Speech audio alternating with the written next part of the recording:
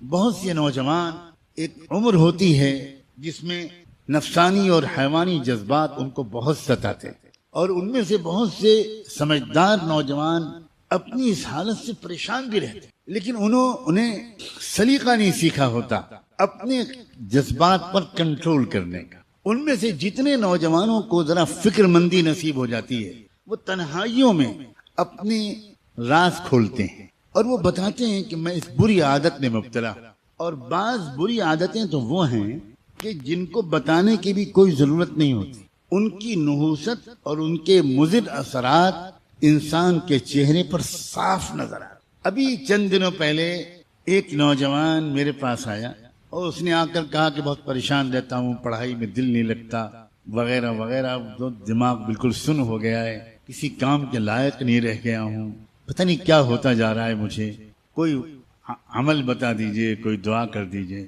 پانی پہ دم کر کے دے دیجئے۔ اب وہ بیچارہ کھل کے نہیں بتا پا رہا تھا، اور علامتیں بالکل صاف تھیں کہ یہ بیچارہ نوجوان یہ اپنی انرجی کو، اپنی طاقت کو یہ تنہائی میں اپنے ہاتھ سے ضائع کرتا ہے، یہ اس گناہ میں پھنسا ہوا ہے۔ میں نے اس سے کہا بیٹا ایک بات بتاؤ، کیا ماسٹربیشن کی عادت تو نہیں ہے تم کو؟ اپنے ہاتھ سے اپنی جوانی کی قوت کو نکالنا۔ بس ایک دم سے رو پڑا اور کہنے لگا حضرت 10 سال ہو گئے ہیں میں اس بیماری میں مبتلا۔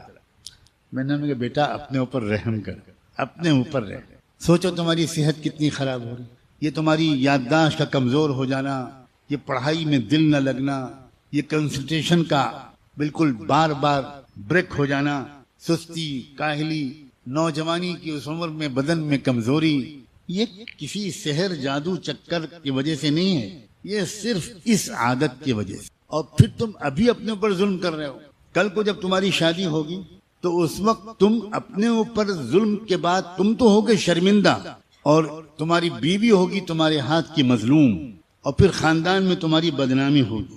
وہ بیوی 2-4 مہینے انتظار کرنے کے بعد اپنے گھر میں شکایت کرے گی کہ یہ شوہر میرے لائق نہیں، چھٹکارا دلوائیے اسے۔ شروع میں ماں باپ اپنی بیٹی کو سمجھائیں گے، مگر کب تک؟ اس کے بعد بات کھلے گی، دونوں خاندانوں میں بات پہنچے گی، تم اپنے گھر میں بھی منہ دکھانے کے لائق نہیں رہو گے۔ شروع میں کچھ دن تک تمہارے ماں باپ تمہارا ساتھ دیں گے، کہیں گے کہ یہ بالکل جھوٹا الزام ہے اور غلط ہے، اور ہم پولیس میں رپورٹ کر، یہ سب تماشا ہوگا۔ بالآخر ڈاکٹر حکیم کے پاس جاؤ گے اور وہ تصدیق کر دیں گے کہ بالکل صحیح بات ہے، یہ لڑکا اپنی بیوی کے لائق نہیں۔ تم اس زندگی کو جہنم بنا رہے ہو بیٹا، اپنے اوپر ظلم کر رہے ہو، اور یہ تو تم ابھی تم بھگت رہے ہو سزا، اور مرنے کے بعد کیا ہوگا؟ اللہ اس نوجوان کو ہمیشہ کے لیے محفوظ کر دے اور سب کو محفوظ کر دے۔ اس نے پھوٹ کے رونے لگا، اس نے کہا نہ میں پانی پہ دم کراؤں گا، نہ دعا و تعویذ کے لیے کہوں، آپ مجھے ترکیب بتائیے کہ میں اس سے کیسے اپنے کو بچاؤں۔ میں نے کہا بہت آسان تھا۔ دیکھو، خیال دماغ میں آئے گا، خیالات کے آنے کو شروع میں روکا نہیں جا سکتا، بالکل آئے گا۔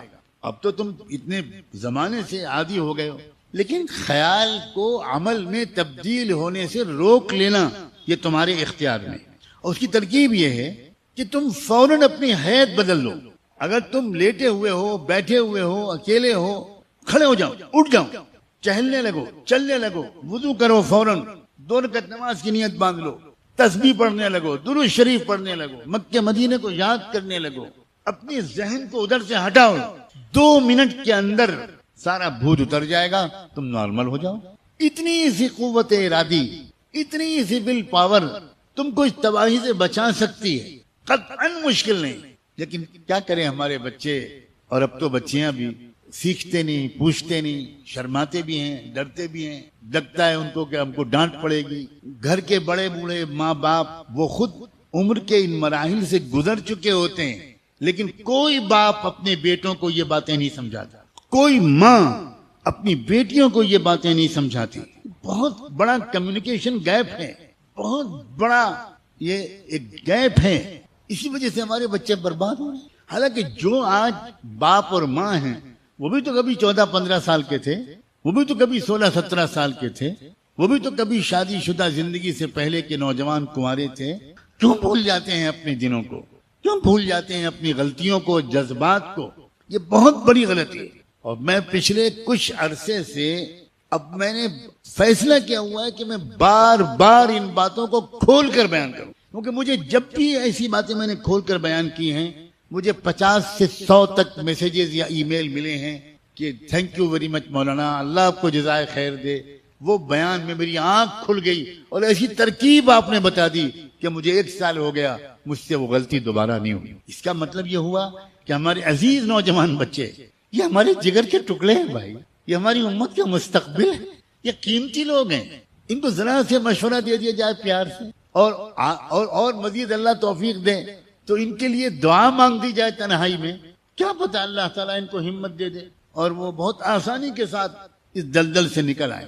جن لوگوں کا روحانی پہلو مضبوط رہتا ہے وہ بہت آسانی سے اپنے جذبات کو قابو میں کر لے، انہیں تو اتنا عمل بھی نہیں کرنا پڑتا جتنا میں نے بتایا۔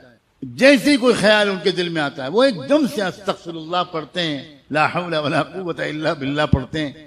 حضرت یوسف علیہ السلام نے کیا کیا تھا؟ بھاگے تھے اور کہا تھا معاذ اللہ، اتنا ہی تو کہا تھا، معاذ اللہ، اللہ بچا لیجیے مجھے۔ بھاگے بھی اور دعا بھی۔ بہت اہم اشارات ہیں، نقل مکانی، اس جگہ سے ہٹ جانا، پوزیشن کو چینج کر دینا، یہ سب روحانی قسم کی تدبیریں ہیں جن سے انسان بڑی آسانی کے ساتھ نفس اور شیطان کے حملوں سے بچ سکتا ہے۔